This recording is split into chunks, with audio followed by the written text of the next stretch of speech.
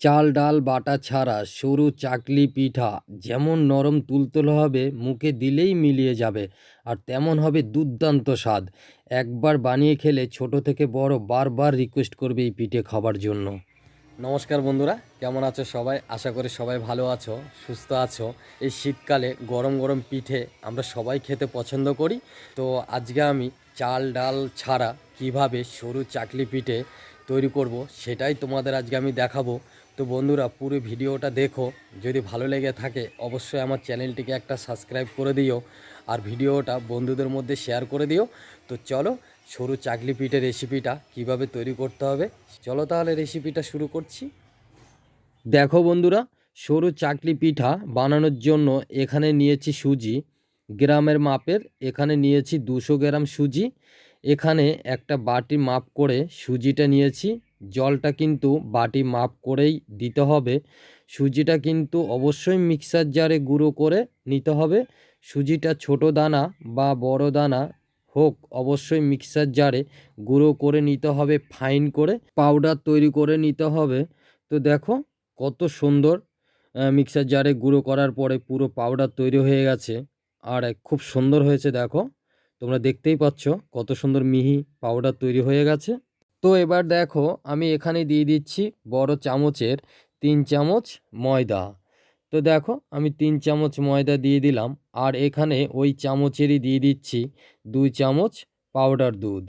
তো 2 চামচ পাউডার দুধ আমার দেওয়া হয়ে গেছে। এবার সামান্য একটু লবণ স্বাদ অনুযায়ী, আর এখানে দিয়ে দেব 4 চামচ চিনি।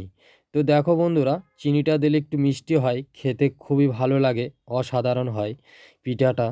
তো এইবার আমি হালকা হাত দিয়ে নেড়েচেড়ে একটু নেব, নিয়ে এবার সব কিছুর সঙ্গে মিশিয়ে নিলাম। এবার এর মধ্যে আমি দিয়ে দেব বড় চামচের 3 চামচ নারকেল কোড়া। তোমরা চাইলে এখানে দোকানে পাওয়া যায় নারকেল গুঁড়ো, সেটাও দিতে পারো। তো এখানে আমি নারকেল কোড়াটা দিয়ে আর একটু ভালো করে সব কিছুর সঙ্গে এভাবে মিশিয়ে নেব। তো দেখো কিছুটা মিশিয়ে নেওয়ার পরে এবার যেই বাটির মাপে আমি সুজিটা দিয়েছিলাম ওই বাটিরই 1 বাটি জল আমি দিয়ে দিলাম, দিয়ে আবার চামচ দিয়ে হালকা নেড়ে চেড়ে। তো দেখো এর মধ্যে আমি আবার হাফ বাটি জল দিয়ে দিলাম। জলটা দিয়ে এবার আমি সব কিছুকে ঘুরিয়ে একটা মিশ্রণ আমি তৈরি করে নিলাম। এভাবে খুব সহজে মিশ্রণটা বানানো হয়ে যায়। চাইলে তোমরা আলাদা কোনো বাটির মধ্যে নিয়েও মিশ্রণটা বানিয়ে নিতে পারো। এইভাবে মিক্সার জারের মধ্যে নিলে খুব সহজেই হয়ে যায়। সরু চাকলির ব্যাটারটা কিন্তু অবশ্যই পাতলা তৈরি করতে হবে। এখন ব্যাটারটা অনেকটাই ঘন রয়েছে, তোমরা দেখতেই পাচ্ছ কতটা ব্যাটারটা ঘনই রয়েছে। তো এইভাবে আমি কিছুক্ষণ নেড়ে চেড়ে তোমাদের দেখিয়ে দিচ্ছি, দেখো ব্যাটারটা কতটাই ঘন আছে। তো এখন আমি জল দেব না, এবার আমি এই মিশ্রণটাকে 10 মিনিটের জন্য রেস্টে রেখে দেবো। 10 মিনিট পরে দেখো সুজি আছে তাই পুরো ব্যাটারটা একবারে ঘন হয়ে গেছে, আর দেখতেই পাচ্ছ কতটা ঘন হয়ে গেছে।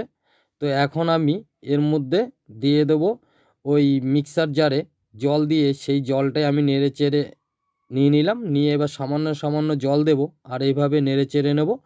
তো দেখো এখনও ব্যাটারটা পাতলা হয়নি। তো এইভাবে করে আমি আরও কিছুটা জল দিয়ে দিলাম, একসঙ্গে বেশি জল দিতে যাবে না, তাহলে ব্যাটারটা একবারেই পাতলা হয়ে যাবে। তাই এইভাবে কিছুক্ষণ নেড়ে চেড়ে নিতে হবে, আর সামান্য সামান্য জল দিয়ে দিতে হবে।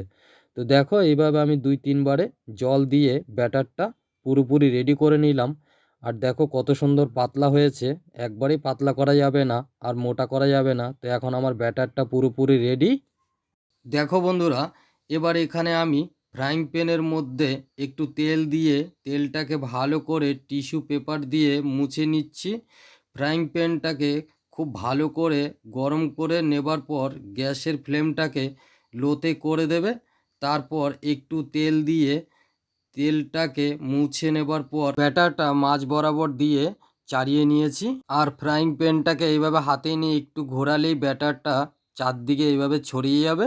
ব্যাটারটা দেখো পুরোপুরি যখন উপর থেকে শুকিয়ে আসবে, দেখো উপরটা কিন্তু শুকিয়ে গেছে, আঙুলের মধ্যে লাগছে না, তখন স্প্যাচুলা দিয়ে ধারের অংশটা এইভাবে তুলে দিতে হবে। তাহলে এটাকে ভাঁজ দিতে সুবিধা হবে। দেখতেই পাচ্ছ খুব সহজেই কিন্তু প্যান থেকে ছেড়ে দিচ্ছে। এবার খুব সাবধানে আমি মাছ বরাবর ভাঁজ দিয়ে দিলাম। তারপর আরও একটা ভাঁজ দিয়ে আমি মুড়ে নেব। এখন কিন্তু খুব গরম রয়েছে, তাই ভাঁজ করতে তোমাদের যদি অসুবিধা হয় তাহলে খুন্তির সাহায্যে করে নেবে। দেখো কত সহজেই কিন্তু একটা সরু চাকলি পিঠা তৈরি হয়ে গেল। একটা পিঠা কিন্তু একদম রেডি।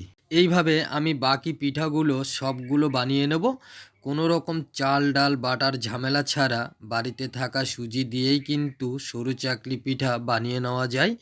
তো ভীষণ নরম তুলতুলে হয় বন্ধুরা সরু চাকলি পিঠাটা।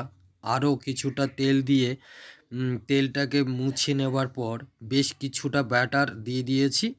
ব্যাটারটা দেওয়ার পর ভালো করে চাড়িয়ে নিয়েছি। আর দেখো 10 থেকে 15 সেকেন্ডের মধ্যেই কিন্তু ব্যাটারটা পুরো শুকিয়ে গেছে। আর এইভাবে ট্যাচুলারের সাহায্যে তোমরা চাইলে খুন্তিও ব্যবহার করতে পারো। তো এইভাবে গরম অবস্থায় আমি হাত দিয়ে একটা ভাঁজ দিয়ে নেব। তো দেখো খুব সহজে ভাঁজটা দেওয়া হয়ে গেল। আবার আমি হাত দিয়ে ধরে এইভাবে চাড়িয়ে নিলেই কিন্তু আমার সরু চাকলি পিঠেটা পুরো রেডি। একদম ঝটপট হয় সুজির তৈরি সরু চাকলি পিঠা। চাল ডাল বেটে যে সরু চাকলি পিঠা করি সেটা কিন্তু একটু সময় লাগে, কিন্তু সুজি দিয়ে সরু চাকলি পিঠা করলে কিন্তু সময়টা অনেকটাই কমে, মানে কম সময়ে হয়ে যায়। তো এইভাবে আমি প্রত্যেকটা সরু চাকলি পিঠে একটা একটা করে বানিয়ে নেব। তো দেখো আমি প্রত্যেকটা সরু চাকলি পিঠে একটা একটা করে বানিয়ে নিলাম। খুবই অল্প সময়ের মধ্যে আমি পিঠেগুলো সুন্দর বানিয়ে নিয়েছি। দেখতেই পাচ্ছ কতটা নরম তুলতুলে হয়েছে, একদম তুলোর মতো নরম হয় আর মুখে দিলেই মিলিয়ে যাবে। শীতকালে আমরা বিভিন্ন রকমের পিঠে খেতে পছন্দ করি, তবে অন্যান্য পিঠেগুলো বানাতে যতটা না সময় লাগে সরু চাকলি পিঠা কিন্তু খুব সহজেই হয়ে যায়।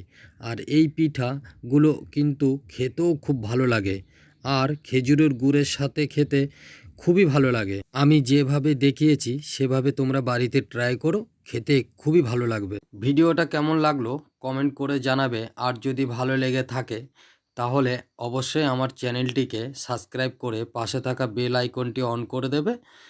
আর বন্ধুদের মধ্যে ভিডিওটা শেয়ার করে দেবে। আর তোমাদের জন্য এরকম নতুন নতুন ভিডিও আমি নিয়ে আসব। ভালো থাকবেন, সুস্থ থাকবেন, দেখা হবে নেক্সট ভিডিওতে।